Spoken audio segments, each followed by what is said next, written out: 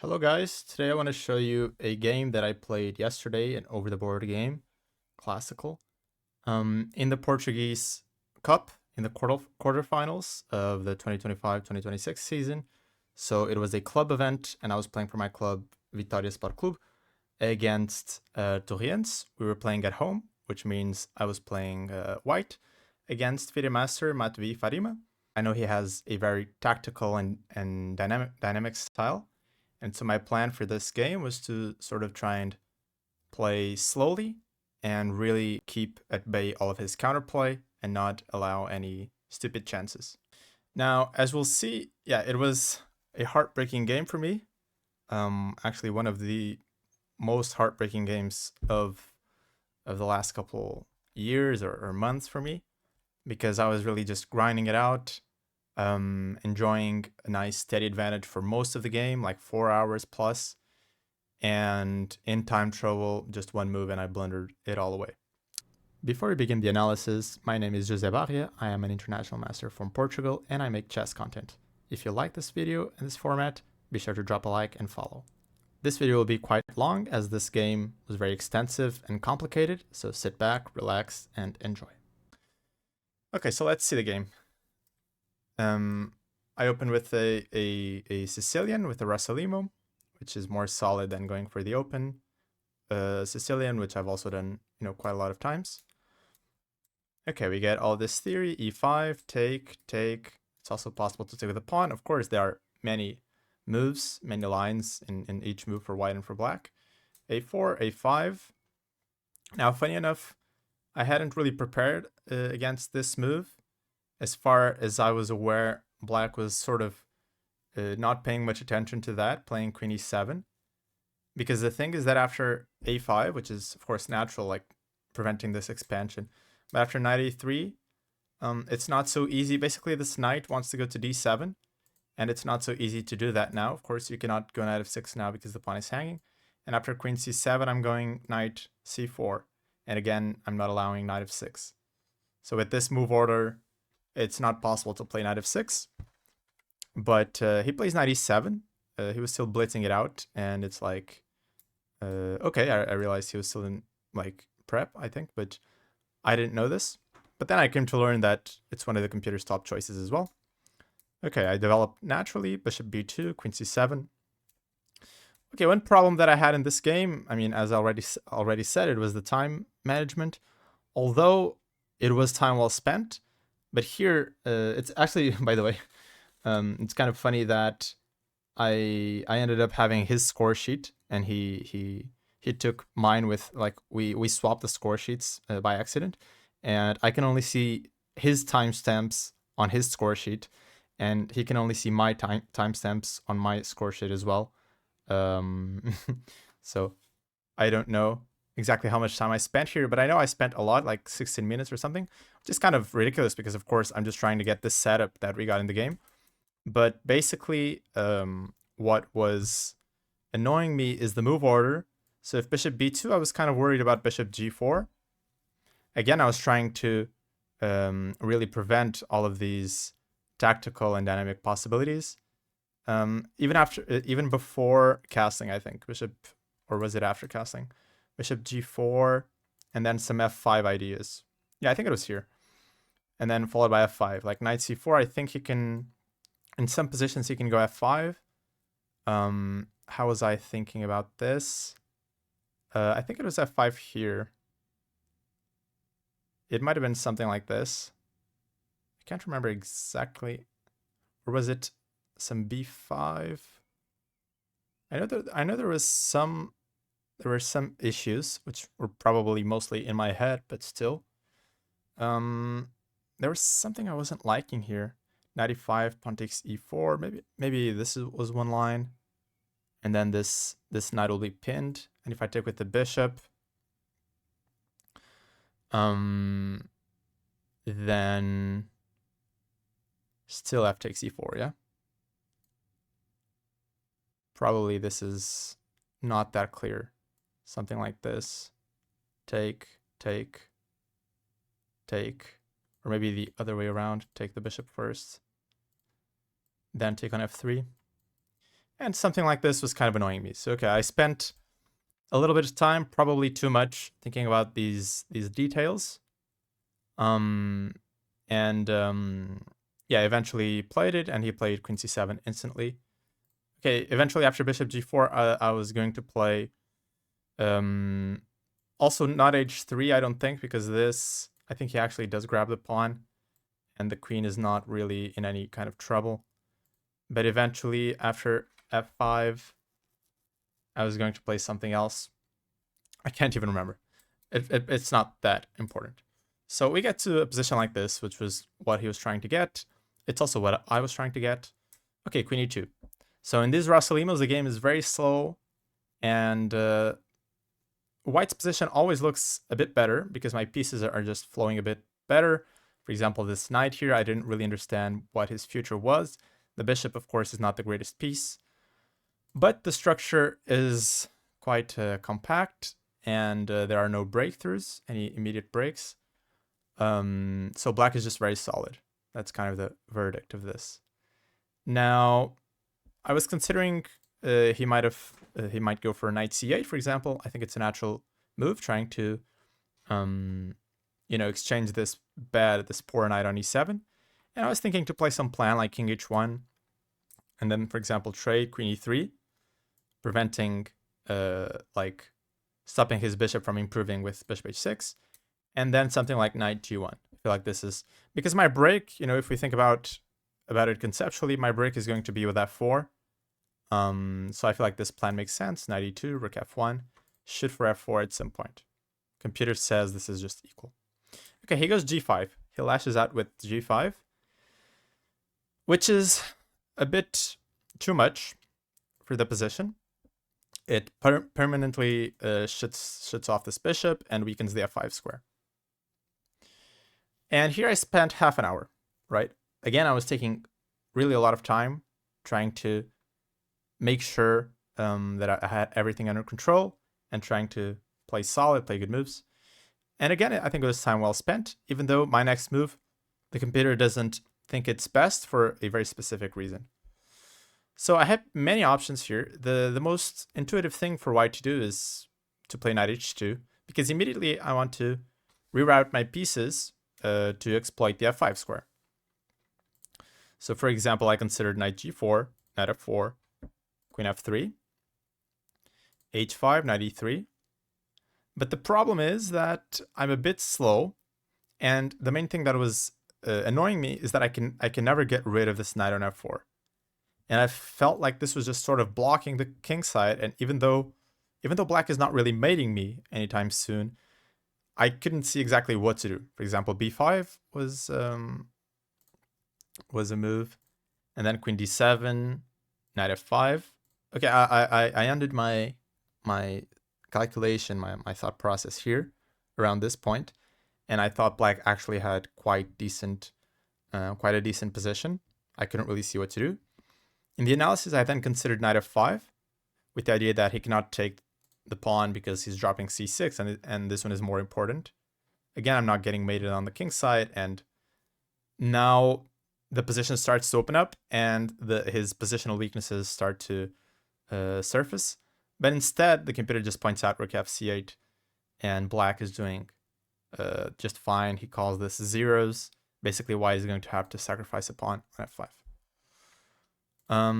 So instead, what the computer prefers is queen d1 here. Knight f4, knight f1, very passive kind of play. And against, for example, king f7, which makes sense because he's evacuating the king and starting to launch his pawns, and knight g3. And okay, he says white has a slight advantage, whatever that means. Yeah, I guess I'm also getting knight e3, knight f5 in. But again, I was just worried, right, in the long term about leaving this knight on f4, and I didn't want to allow that. So the other move that I was heavily considering is what I ended up playing with, which is oh, by the way, I was also considering king h2 here.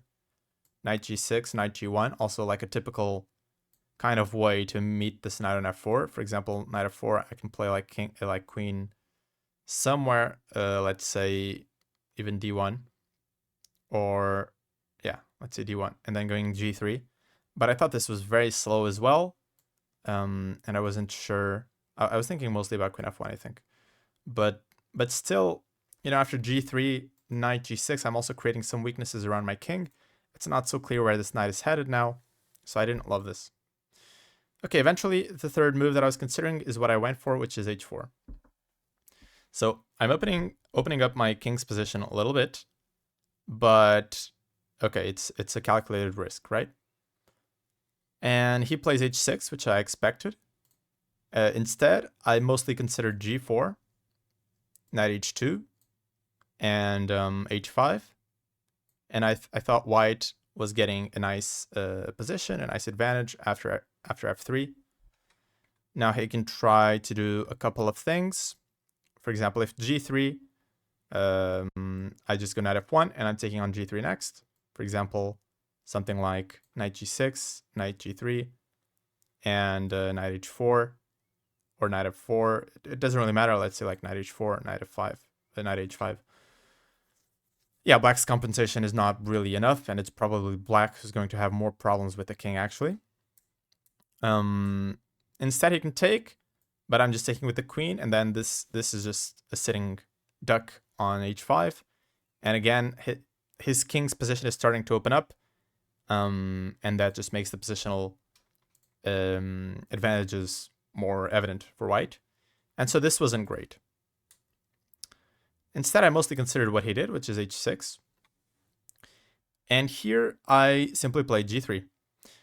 But h6 is apparently a mistake. His best move was quite difficult to see and to understand, and it's knight g6.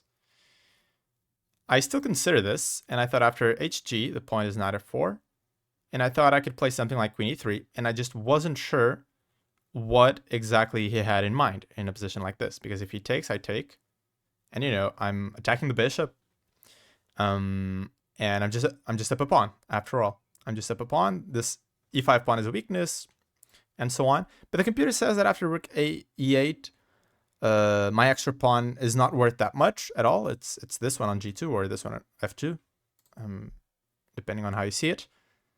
And I don't have that much activity. My pieces are kind of stuck, and he has some attack going on. So this is actually quite unclear.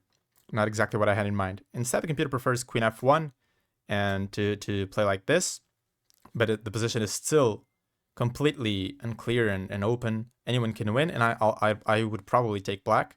For example, we cannot take this pawn because there's some queen g7 stuff. I would definitely take black here. So that was an incredible resource pointed out by the computer. Okay, the more human move is h6, g3. And here he didn't really know what to do, and he tried to trade off this bad knight with knight c8. But of course, he has conceded quite a lot of positional things, so it would be in the spirit to try and make something up in the king's side, but it's difficult. It's very difficult. The computer comes up with g4, knight h2, h5, f3, b5, knight e3, f5. Just this completely chaotic kind of play. I considered this, and I thought I had some ways out, some options. For example, fg4 is one, which is quite simple. And now he should take like this. He cannot, or he shouldn't take hg4, even though it's quite complicated still, because now I can take on g4 like this. And his knight is kind of pinned. If knight d4, okay, I'll just play some queen g6. And if he takes like this, okay, I can go rook f1, and this is relatively solid, right? I'm not really in under any real danger of getting mated here anytime soon. But still, I don't have that much going on for me. Instead, after f5, I also thought I could maybe take. And now the computer comes up with some crazy stuff, like after knight f5. Still here, there are two options. One is what I mostly saw, which is fg4, knight g3, queen g2. And I just thought, okay, his knight is trapped. Pretty good. Computer says, not so fast. He can go e4. So the queen defends the knight now. Take, de4. And apparently this is equal. Yeah, go figure. Apparently this is equal. I'm up a pawn, I think. And I don't really see why it wouldn't be better here. but apparently my king is also weak enough and his pieces are active enough. Sure. Again, a very complicated, in human terms, extremely complicated position. I feel like it's very difficult to understand as black that you would have sufficient counterplay here. Another option is to take and then take on g4. You have to take with the rook because otherwise the e5 pawn is dropping. So you take like this, and again, you're giving up a pawn for nothing. Well, not for nothing, but like, look, your king is still weak. I have these two. There's so many things. I have these two passers. This structure isn't going anywhere. I have this weakness. It's like there are so many trumps on White's side. It's very understandable that he didn't go for this. I thought this was just a bunch of rubbish for him. So he goes knight c8. Okay, I trade. And now I start the maneuver that I intended with knight h2. Knight d6, knight g4. Apparently, it is more precise. Here I had some options again. Again, the game was very complicated. A very difficult calculation-based, but also evaluation-based struggle. I had some options. So one is knight e3, which makes sense enough in terms that I don't want him to exchange his bad knight. But what I didn't like about this is that after some move like rook e8, queen f3, queen d7, sure, I can put a knight on g4, but I couldn't really see how to get some knight to f5. That was my main issue. And if I don't get the knight to f5, I'm not really sure what I'm doing. Instead, the computer prefers king f7 for him. And here he comes up with f4, for example, which is a move that I didn't even remotely consider. Just some crazy stuff, completely blasting over my king. I'm not going for any of this. I can go for queen f3, which is what I thought. I'm threatening this little tactical motif here. And king e7, knight f5. And okay, some king d8. And this is why I say the game was so complicated. Even in some unorthodox, weird position as this one, black is not doing badly at all. Black is not doing so bad. The computer just points out a very slight advantage to white. I have all these positional trumps, but I don't have any ideas to break through, to actually, in chess, it's not enough to play well and have a nice positional advantage. You need to cash in your chips at some point. And here it's not so clear how white does it. But nevertheless, white is slightly better. Okay, another option is to take. And this might have been more precise than what I played, which is the direct knight g4. Because after trading and going through this route, not this one, because now, okay, even this, again, is very computerish. The computer, again, I thought I had these ideas with knight e5, and the knight is just rerouting itself. But he wants to come up with king g6, which I didn't even think about. Okay, h8, knight f5, and he calls this just equal again. Some position like this. Okay, again, difficult to understand. Instead, the human move is king e7, but now the knight is coming around. And in some position, this was the dream, right? This was the dream where I can finally take like this. And now it's very evident, it's very clear that my bishop is better and I have a slight advantage. Because of this variation with king g6, it's better to play the knight through this route back here. And the point is that after king f7, I have this check. So if he goes for the same thing, I have this check. And now it is very difficult for him to meet this, actually, because of king e7, I'm coming through with queen g6, and I'm just annoying him. Okay. A bunch of computer-based stuff, but the game itself was very concrete. So you actually have to think like a computer in such situations. Okay, so I go for the immediate knight g4. So this is less precise because it allows king f7. And I was going for some position like this. Again, I thought I was having a nice advantage, and I still think white is fairly better here after evacuating the king. But still, the story remains that, the narrative remains that it's not so trivial to break through at all. Okay, he lashes out with b5. He got tired of waiting. He lost his patience a bit. He goes for b5. Now, some interesting stuff here. Of course, again, this sent me deep into the tank. I had to think about a lot of things. Of course, he's sacking a pawn on the immediate horizon. I think he wanted queen d7, which is the move that makes the most sense. Not c4, which makes some sense because you want to stop white from going c4. But here knight e3 is just very good. And you take back with the queen, and I keep the extra pawn.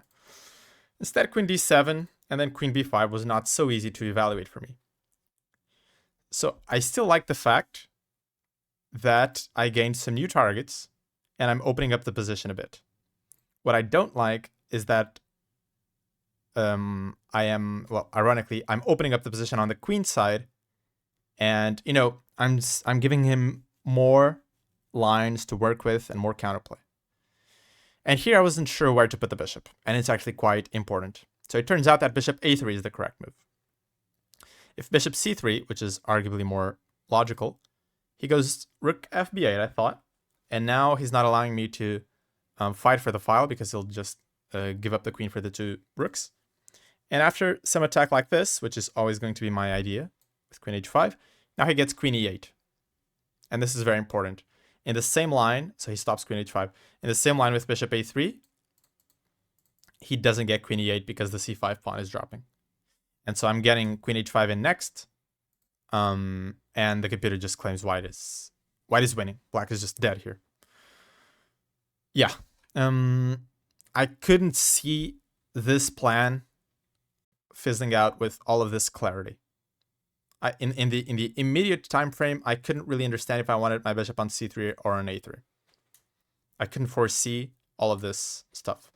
Nevertheless, the move that I played is good.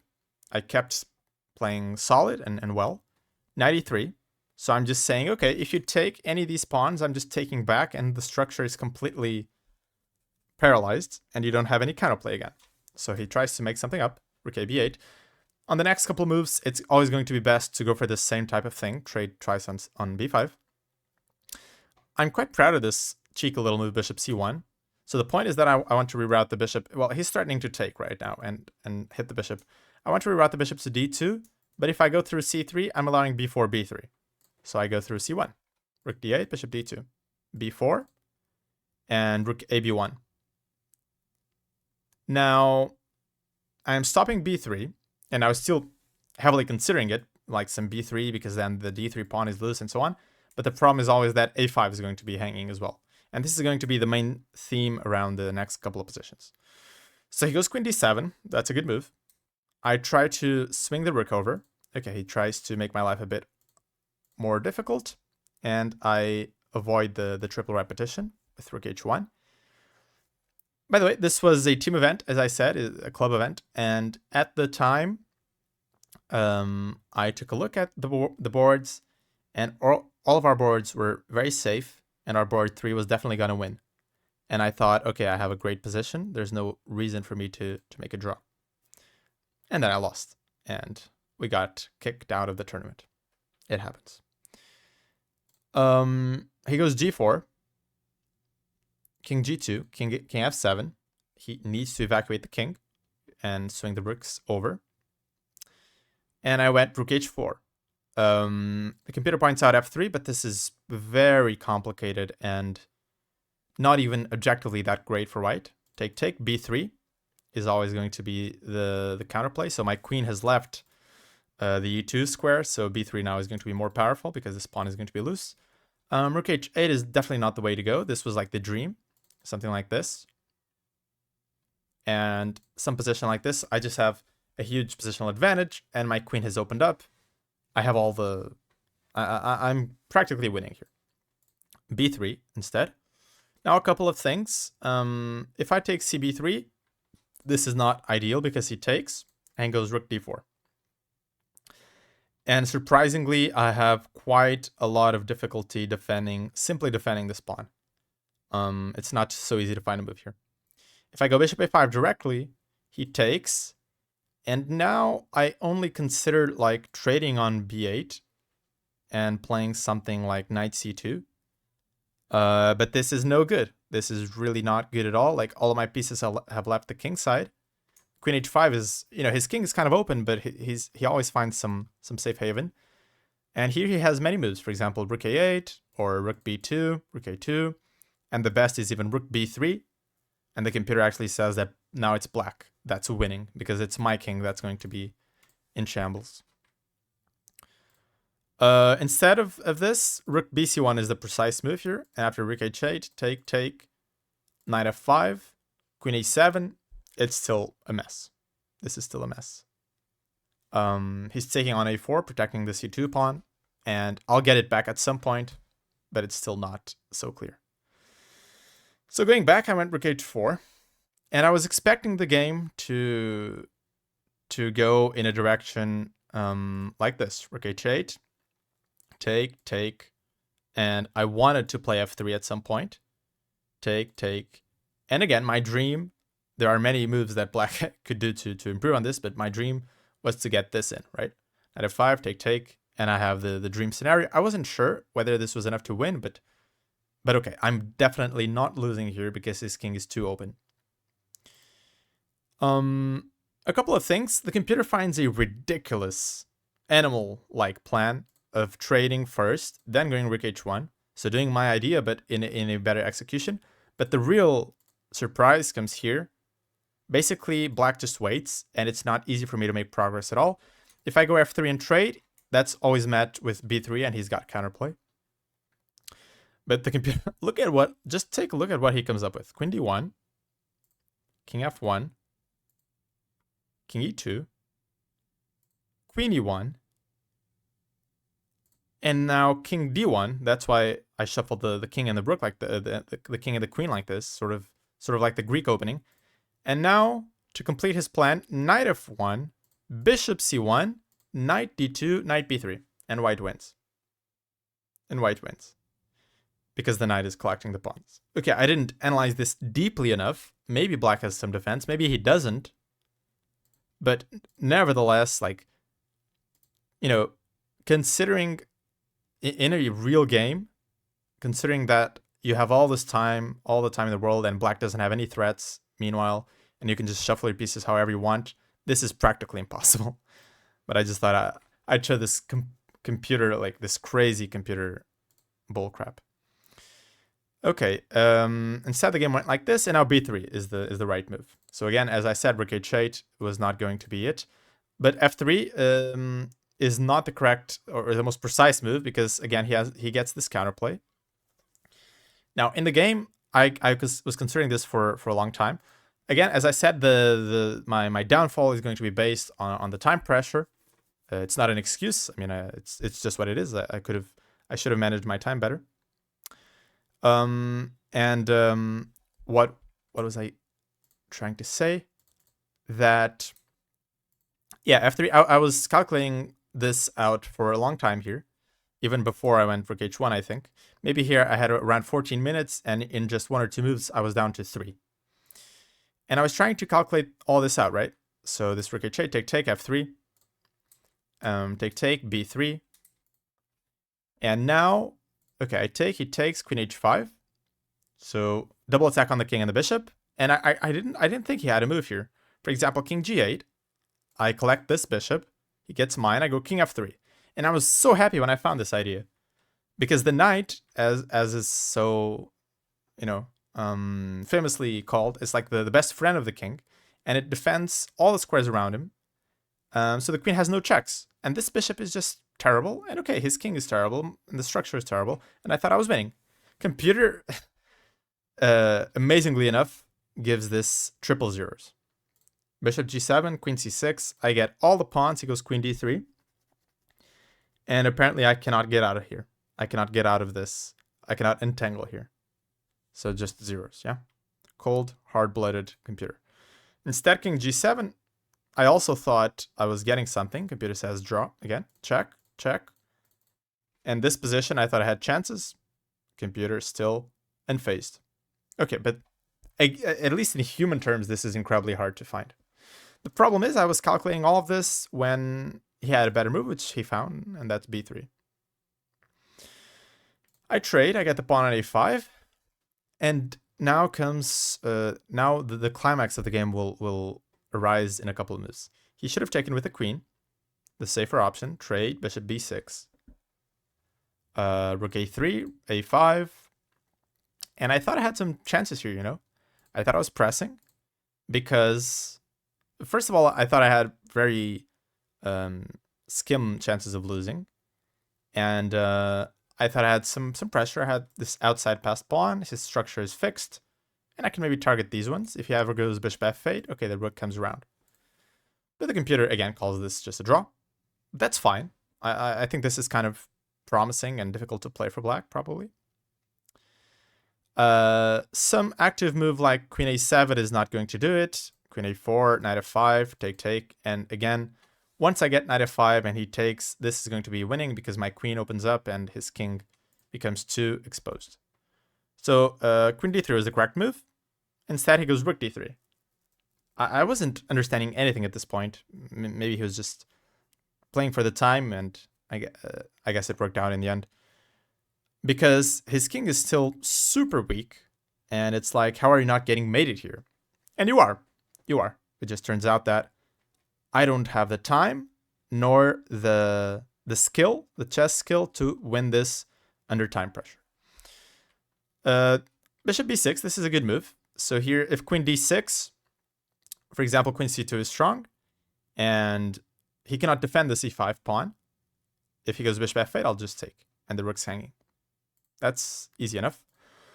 He goes c4, and now this is we have reached the climax of the game, where on the one hand, okay, I could improve my calculation speed and everything and whatnot, but in a real game, under time pressure, under match pressure, I think it's just very difficult to find such a combination. White to play and win. It's a clean win, but it's not so easy to spot. Okay. The win is queen h5, king g8, forced. If king e7, I win easily with queen g6, and just rook h7. So king g8.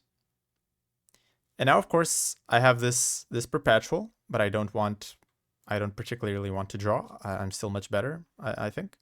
I saw bishop c5. It's a very natural move because I'm trying to weave some sort of mating net around his king, but the problem is after c3, how do I actually win? How do I actually finish him off? There's no immediate mate. For example, knight f5 is a blunder because he trades in queen d5. Okay, and he gets the bishop. The winning sequence here is queen h7, king f7, and rook h6. This does not threaten queen g6, king g8, which again would just be a repetition, but it does threaten rook g6. And this wins. It's the end of the game. It's the end of the line. He can make queens and whatnot, but I'm crashing through on g7 and it's mate. It's just mate. There's nothing he can do. So this would have sealed the deal. This would have net me a couple of elo points, a very nice positional game, and would have secured the our team's would have secured that our team went through to the semifinals. Eventually, instead of this, what happened is I played knight f5, and it's funny, you know, this is the move. It doesn't lose immediately, but it's the move that will lead to my loss. And I was playing it because I thought it was a safe move. I thought it was a safe move, and I was completely aware of the match situation, of my time pressure and whatnot.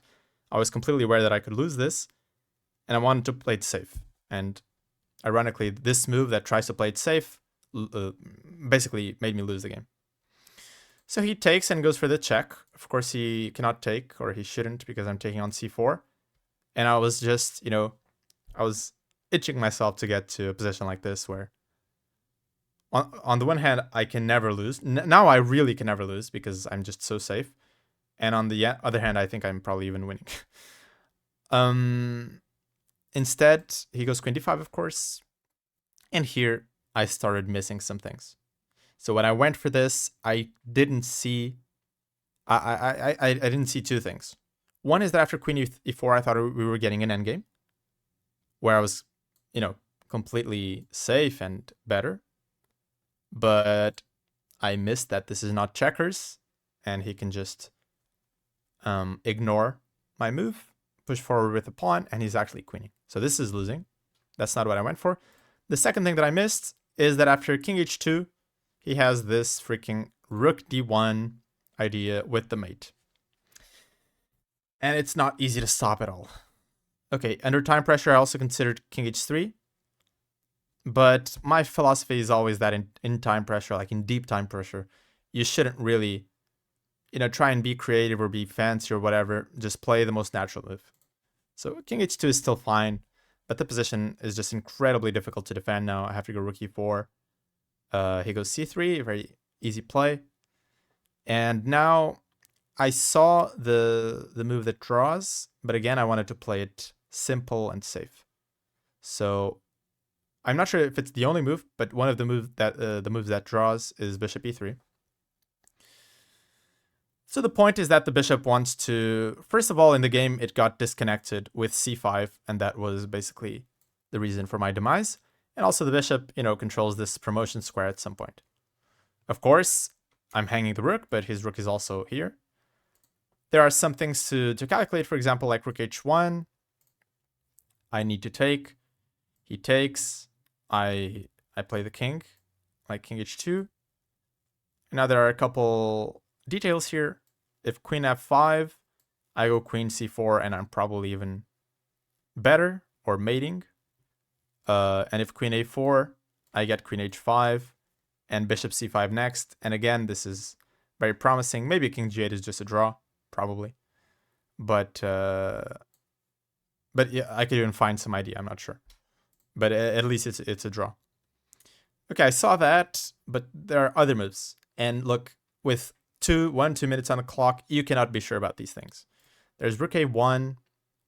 My rook is still hanging. He just gets the rook out of the way, gets the rook behind the passed pawn, my passed pawn. It's the most natural thing ever. He's also got rook d2, where I don't think I can take, but I'm not sure. Maybe there's a way. But I can just go for a check instead, and like queen g4.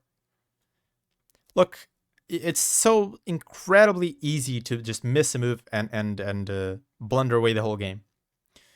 So instead I went a5, keep it principled, pass pawns must be pushed and whatnot. He goes rook d2. I go for a check, and finally the move that loses the game, even though, again, I feel like this knight f5 was really the move that lost the game, but on paper, in Stockfish evaluation, the move that lost the game is 45 a6. And I just blundered the rook. No, just kidding. The basic point is that he cannot take the rook because I have bishop c5. Okay, that's easy enough. And now I'm getting at least a draw. I'm not sure if this is more. Let's say I go like queen g6. No, maybe it's just a draw. I'm not sure. But a7 might also be promising. But of course he goes c5. And now he disconnects my bishop from the pawn. The rook is not really hanging, but moreover, the problem is that I don't have enough counterplay here. So the rook is never really hanging because of bishop c5, but I just don't have enough counterplay. So the move that still held it together was, again, this bishop e3. Again, if he takes the rook, I'm not taking his rook. I'm going bishop c5 and getting the draw like that. And for example here, some c5, a6, rook a2, queen g4, take, rook c4. Again, probably bishop e3 even looks a bit like a safer move, but it's impossible to freaking calculate all this under time pressure, of course. So he goes c5, I go e7. He takes an f2, rook a2, queen f3, c2. And I need to resign. Yeah. It was really one of the most heartbreaking games that I've had in a while. I was completely devastated by this game. Still am. And, at least I take a bit of solace in the fact that the game was extremely complicated. And the decisions were not that easy. I made plenty of correct decisions in this game. And of course, I also made some wrong ones. But they weren't easy at all. I feel like he put up a good fight. He defended well in some key moments. I mean, in some moments, of course, he made unnecessary mistakes, but in the key moments, he defended well. And in time pressure, he just completely outplayed me. It wasn't even one of those games. Sometimes I'm just really pissed off at my opponent. Like, how could you play so badly and win? This wasn't even one of those games. But I was completely pissed off just because because of the whole thing, the match situation and whatnot, and my position was just so safe and so good. But hey, it happens. So I lose quite a bit of elo, nullifying probably like my last tournaments. But it is what it is. At least the game had some quality. And yeah, I have some things coming up with the Novelty Hunter and with some other projects. And so I'll see you guys soon with more of that. Peace out.